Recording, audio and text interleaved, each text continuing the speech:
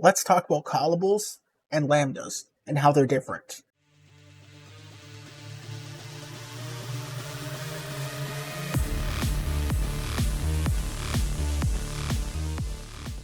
Alright, so if you watch the callable video, by the time this releases, probably last month,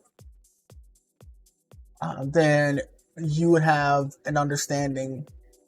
I've got a little bit of OBS up there in the corner. Let me just move that over.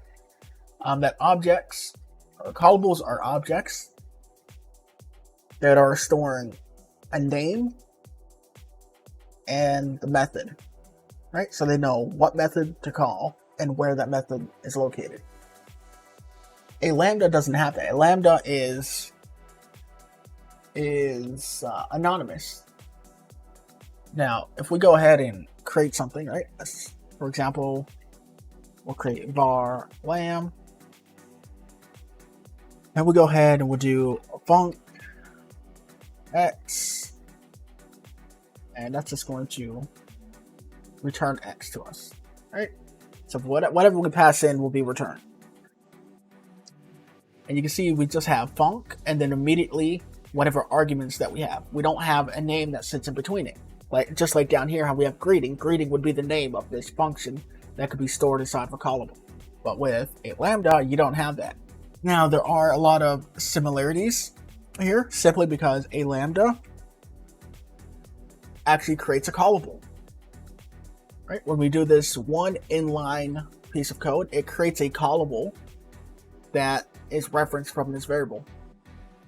So there are a lot of similarities between the two, just right out the gate. So if we were to come in and do button.press.connect, we could pass in our lambda and we would be fine, right?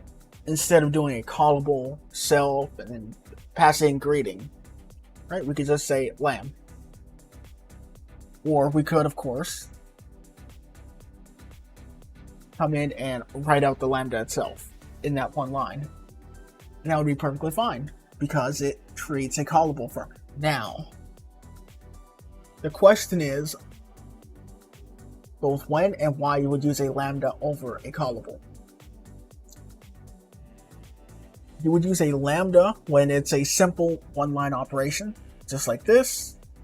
Or if you remember when we were sorting things in previous videos, when we were talking about custom sorting, and I passed in a function to return us the smaller or larger values so that we can sort out a list in a custom way,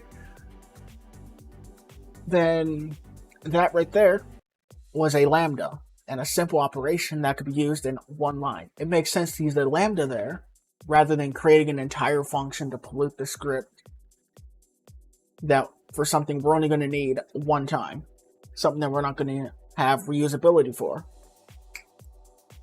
Now, you would also use a lambda when you want this quick transformation, which is what I just went over with like sorting custom, right? You can use this with filter. Say lambda for a temporary connection in a situation where you don't need to call disconnect on the signal later. Like the button press, that would be fine. But if we need to call disconnect at any point, then we're going to be wanting to use a callable. So you got some question to be asking yourself there. And like I said, if you were creating functions like greeting down there just to have something very simple like return whatever the argument is, then you're just polluting your script. Now, when would you use a named function or a callable? You'd use it when you have complex logic, which means when you're getting into multiple lines. Now, you could come in here, right? You could come in here and go print. That's not what I wanted. We could come in here, we could print X, and then on the next line, we could return X, right? Perfectly fine, but you see we're getting into multiple lines. So if we're getting into multiple lines, then this lambda is just starting to get complex. And if it gets complex, then really it should be a callable or a named function that we could reuse later. Speaking of creating a named function or callable lends itself to that reusability. which of course is the opposite of lambdas, where I said there would be a simple one-line operation, usually something for just a quick transformation or something, that's not intended to be reused over and over. Now, debugging is easier if you use a callable, just because it has a named function to go back to, whereas lambdas are anonymous.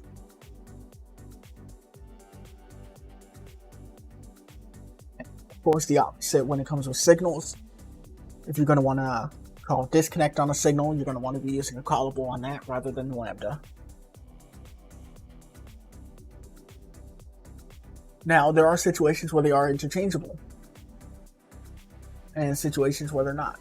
Like I said, when we're using the connect function here, you could, for the most part, consider them interchangeable. When we're using map on an array, then you could, once again, kind of interchangeable there, because it's short, one line thing that we can go through when creating a variable for a column, like we're doing up here. If it's simple enough and short enough, yeah, interchangeable, perfectly fine. Now, where are they not interchangeable? That's the important thing. Now, a lambda can't be called by name from other parts of your code because it's anonymous, does not have a name. It cannot be easily disconnected from signals without storing a reference to itself. It cannot handle complex multi-line logic cleanly. It's a keynote there, cleanly. And of course, if you're writing documentation, maybe you're writing a plugin or a tool or something, there's nothing for you to write documentation for. It's just something that just happens because it's a lambda, right? No documentation for you to write there. And it can't be reused across different classes and scripts. It's just how it is. Now, what can callables or named functions can't do? They can't be defined in line, right where you need them. Right? Like this here, in line, at the exact point we need it, and that's it.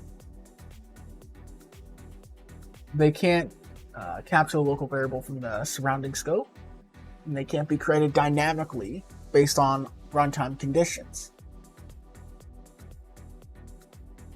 So at the end of the day, what you want to do is you want to use lambdas for simple, immediate operations, and you want to use named functions or callables for anything that you need to reference, reuse, or manage later. And though you can interchange them here and there, they really complement each other rather than being true substitutes between a callable and a lambda. I should say a named function in the lambda, since a lambda technically creates that callable like we discussed up here. Alright, hopefully that kind of clears up what a lambda is, where you would use it, and what its limitations are, versus a named function.